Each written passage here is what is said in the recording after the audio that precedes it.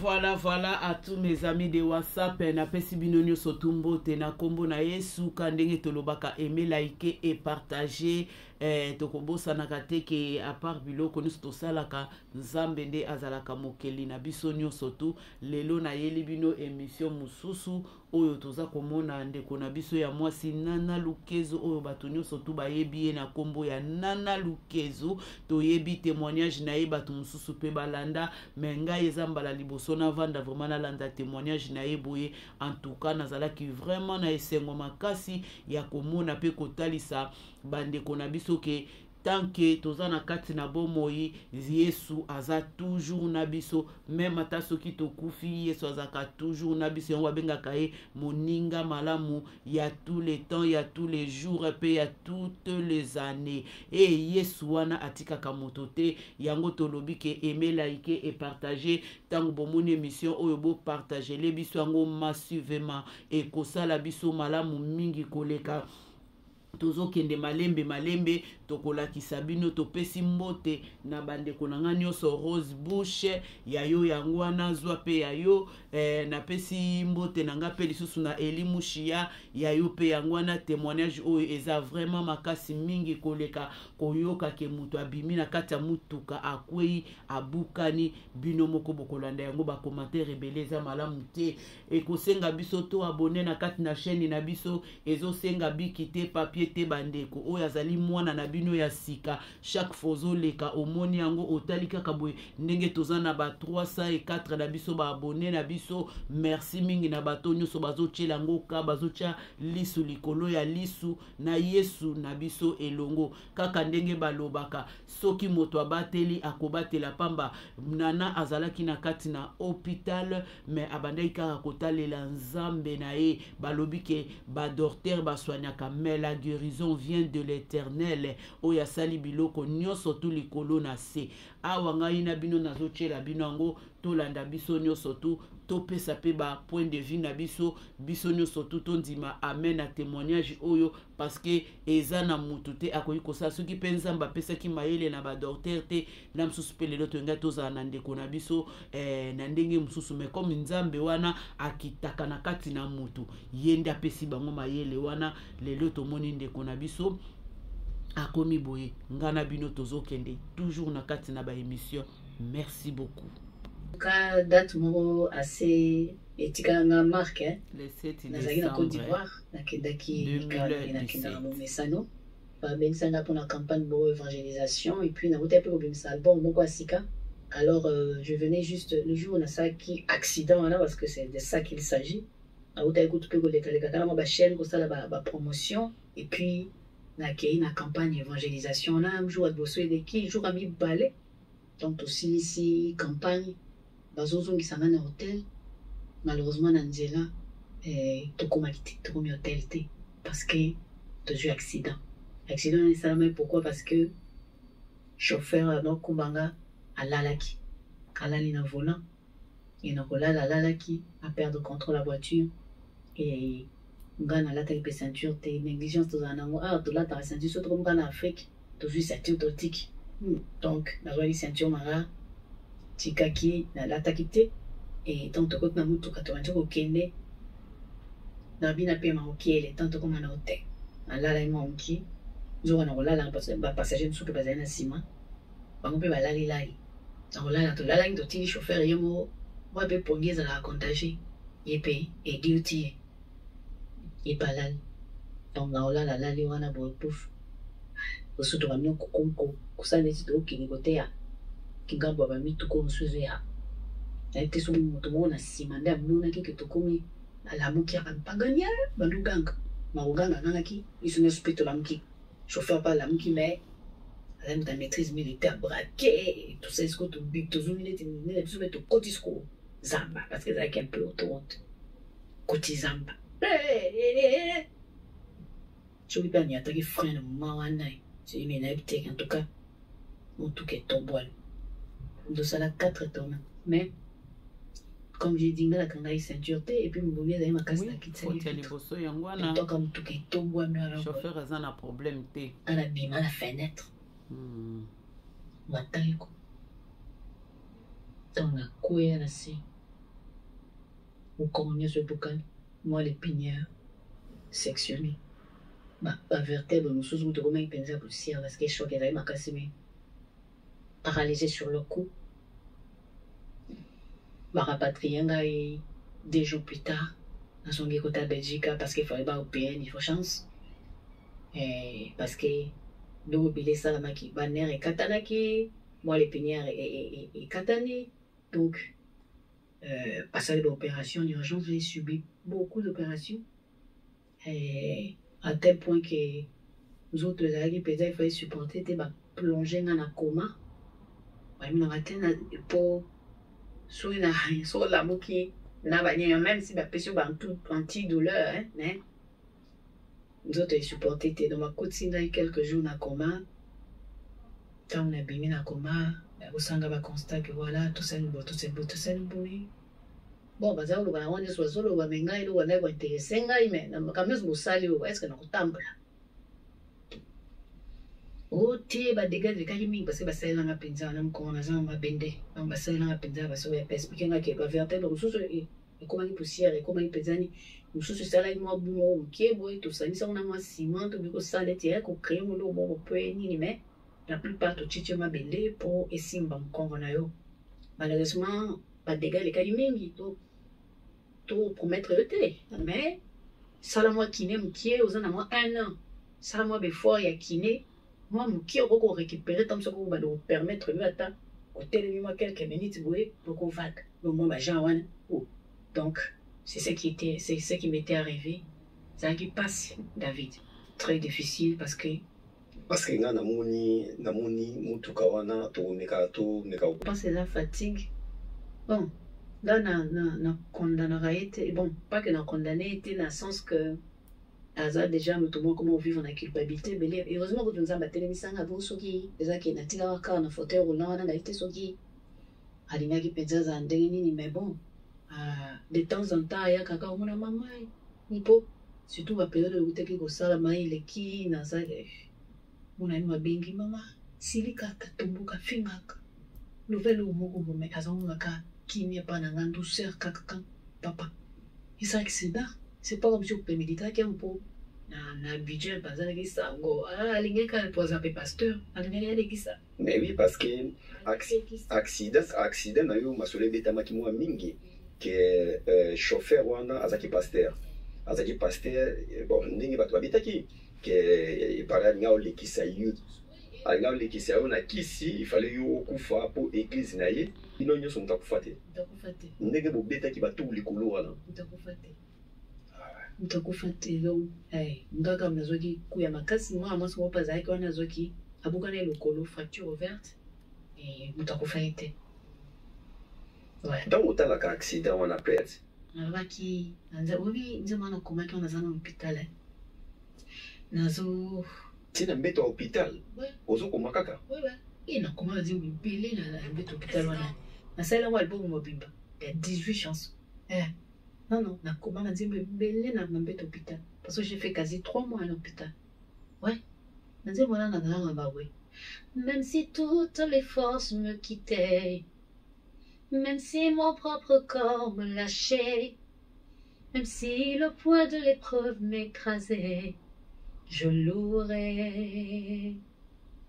Même si la réalité m'effrayait, même si cette montagne semble impossible à déplacer par ma foi, je louerai.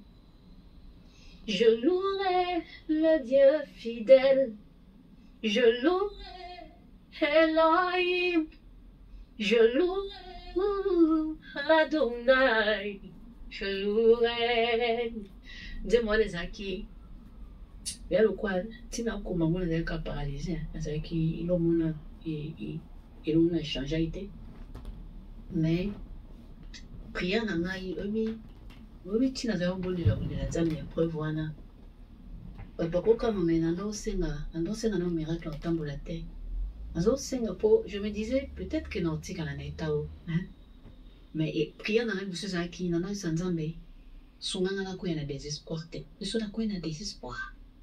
Vie n'en est comme naza moto esango na esika mingi nde omonaka so esika naza so bato baoseka te seke naza wana te mais nakomaki tellement changé nakomaki nakomaki donc et puis nakweyaki na dépression moko à un niveau tu peux pas imaginer défiler comme eka na bapsychiatre na psychologue bazoya kaka moto pa osunganga akokaza te so donc nakomisanga nzambe miracle nabe nzambe père de ser nzongisanga nde nazalaki et le médecin soigne, mais la guérison appartient à l'Éternel. Espoir on peut dire otambola te mais ese on kaka ke nazana kaka na nzambe ndi biloko na vivali sorry c'est ça donc oleketaki ke ndenge osala accident makasi boye carrière na yo et baby carrière de Koufi? Non, bon, au fait, au début, oui. Non, bon, dans le sens, tu sais, un bête hôpital, dans un stade, la guinzam. Au chat, tu m'as promis c'est bien la vie, non? On a souka, boy. Comment on souka ce qu'on prend? Tu vois, ça, en fait, nanga, il m'a mis au bon moto, la kansaki. Ici, c'est bon. Kabidia, aux anoka, boy, au télé, ma boutou. Donc, c'est un peu toutes ces choses-là qui montaient dans mon cœur, mais j'étais convaincue qu'il faudra continuer ça et l'anza. Oui, na salle concert est belle, et qui la fauteuil roulant. J'ai fait pas moins de 5 concerts, les couleurs fauteuil roulant.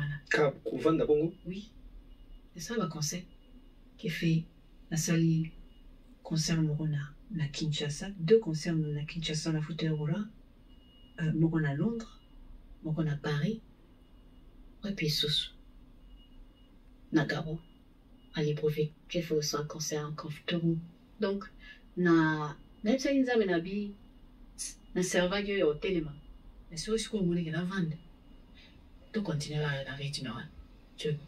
Pourquoi bandeko na omi? Ça va encore, donc on va y baser musika, mais ayi bute so ko luba makambo wa mina TV mais awa question ezalaki ke azo ba ke concert na sala la partie aza ino ba musicienne chrétienne soki bayaka kotala ye na komina na tango azalaki na bo soutenanga pasi wana na uti na iloko makasi mais samba betenyanga en vie en ça événement na zo ya na Paris ta bengi bandeko nyonso. Mais chose qui était surprenante, non, tant qu'on a combo ya molingo à sala ibroti. Mukolo datu ya nganga na nosaka avant. Ya chelinga libayo. Siku apomission loko la guerre. Au pexape na batu. Ok, kuna tso ok na nana. Samate. Oyandea. Sala propagande des gens wana ini. Et ça n'a pas si mais ngaku tu pas si kana loba. Eza okara yete mais na ba wonyo so. Balandaki mouvement, tu vois. Concert les qui, c'est vrai, nga qui les haïtiens, mais en tout cas, Congo, tous les peka ezaki na ville moko. Donc ezaka arrêt moko bus. Concert yende wana na okiti arrêt landi. Ça le skanga la obeta. Ne makambo yo makambo normal na logique. Les photos mona on pas ya ba fali ba ferré ba tomokili trop matata ça là ba makambo wana mais na itayo zaki na on ne comme sous partir concert les mêmes jours les mêmes pays à venir les mêmes quartiers les mêmes villes les papa concert et qui na koma elo mo tambola kana milieu na sola kangana na koma message mo ka na WhatsApp moto na komela live stream panza pa baninga nyos na komela mona bilo kwa bilo ozela ba tuba kufa ko bo bango to go supporter bango moze encore kufa oza na maka les tabu les tabous donc il va comme nani de comme ayo benga non nana ba wi se mobiliser ba ko tanga bi kifsa bo utayate nazara mutu malam me so bu ino so ele no mai na yo mo mutu timbo so porta ndapna ça c'est de l'hypocrisie abo musa pe apo bo kamba photo bo tira wanezo ngabi ça ma bayate. Je suis désolée, mais le moment où j'avais besoin, na territoire na bino, makambo salika. C'est comme on a Paris, on a Belgique. Non, s'il vous plaît, comme vous soutenez Ngati. Et donc, c'est vrai, j'en parle souvent, je suis passée à autre chose, mais ça fait partie des choses que j'ai vécues. Ah oui, c'est ça. Et c'est déplorable. Qui comportement pour ça dans le milieu chrétien, malheureusement. C'est bon. Nasib Sonstolandi témoignage nae. En tout cas, à l'obi mukuse, mais ils a vraiment édifié ma kasi, édifié na mitema pe na kati na biso ngai na koche la bino susu mwa voiture na e na koche la bino susu tambo bandai ko saela e mwa ba physio na nde bandai ko encourager ko telema ko tambola mwa ndambu e ko sala biso bien makasi mingi to landa biso nyonso to. Moi, j'ai toujours que quand je suis entrée dans la voiture, je me suis endormie tout de suite. Je dis bon, voilà la fatigue, je dis je vais aller continuer quand j'arrive à l'hôtel. Malheureusement, je ne suis pas arrivée à l'hôtel parce que le chauffeur aussi était fatigué. Il s'est endormi au volant. Ouais, il s'est endormi, on a quitté la route, on a fait plusieurs tonneaux et je portais pas ma ceinture de sécurité. Et puis, ma glace était baissée aussi. Et donc, du coup...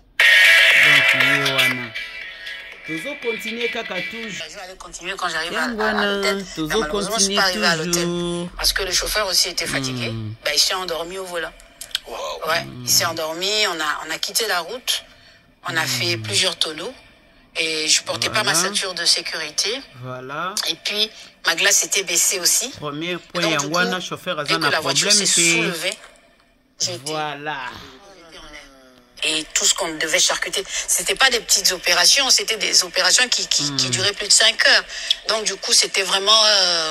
ouais. Est-ce que vous juste savoir pendant que ça se passait, comment les urgences ont été averties et tout ici? Oui, quand ça se passait sur la base. En tout cas, moi, ce que je sais, c'est que quand on m'a pris, au fait, j'ai fait au moins 1h30 sur le sol, dans la brousse là. Donc, toujours continuer kaka. Projeté hors de la voiture. Toujours. Le temps que ceux qui étaient avec moi dans la voiture me retrouvent, ils avaient déjà appelé les secours. Les photos qui sont là, ils avaient déjà appelé les secours. Mais voilà, le temps qu'on me retrouve et que les secours arrivent, je sais qu'il y a eu au moins 1h30. Voilà. À un moment donné, voilà. Je sentais qu'il y avait des bestioles qui essayaient d'entrer un peu partout. Mais voilà. C'était pas très simple. Voilà. Mais voilà, il y a eu toutes ces opérations. Mais il y avait la colonne vertébrale qui était carrément... les vertèbres étaient broyées. Donc on a dû me faire une structure métallique pour pouvoir supporter. Ça, c'est quand j'apprenais à m'asseoir. Parce que c'est la période la plus difficile d'ailleurs. Réapprendre à s'asseoir, c'était avec tout ce que je portais. Ouais, je me souviens que quand on me mettait sur cette chaise-là, les premiers jours, on devait juste me mettre pendant 10 minutes le matin, 10 minutes le soir, chaque jour comme ça. Mais au bout d'une minute, j'implorais la pitié des infirmières, quoi. S'il vous plaît, remettez-moi au lit parce que... Ouh, c'est vrai. Voilà. Donc ndenge za wana tozoko landake moye alongwa na Abidjan azongwa na Bruxelles basengaki ye $30,000. Alors église oyo ebengisaki ye po akende koyemba église wana bazalaki na mbongo wana te eloko yaki ko sauver ezali assurance na ye na ba pasteur mususu na poto nde bamekaki kozwa mo motivation wana ya kosala ke po bameka kozongisa ye na poto. Donc eloko eleki nyonso tu yango wana bandeko habituel quoi, même malgré la kiné, on me portait pour mes soins, on devait me laver, en fait je dépendais totalement. Tu vois. Tu voulais dire quelque chose? D'accord. Est-ce que dans tout ce que je faisais, mais si aujourd'hui Dieu veut que je sois sur ce fauteuil, je vais faire ça. Et j'avais même écrit un chant qui a un peu... Total ici c'est le komoko awa. D'accord. Yes.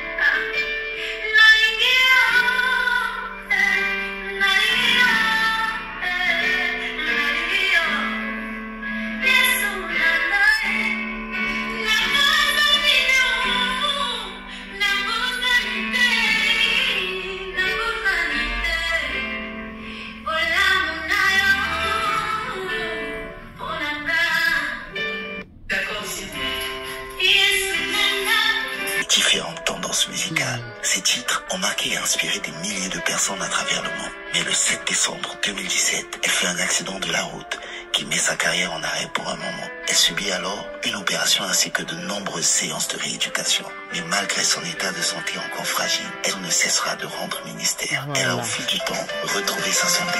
Et ce 2 décembre, elle sera à Dakar pour une grande célébration avec Emma Foot. Veut connaître la puissance de Dieu, tu veux connaître son témoignage, alors reste câblé sur Pop Radio. Cette semaine, on en parle. Alokezo est une artiste à la voix tremblante qui a su absorber différentes tendances musicales. Ces titres ont marqué et inspiré des milliers de personnes à travers le monde. Et le 7 décembre 2017, elle fait un accident de la route qui met sa carrière en arrêt pour un moment. Elle subit alors une opération ainsi que de nombreuses séances de rééducation. Et malgré son état de santé encore fragile, elle ne cessera de rendre ministère. Elle a au fil du temps retrouvé sa santé. Et ce 2 décembre, elle sera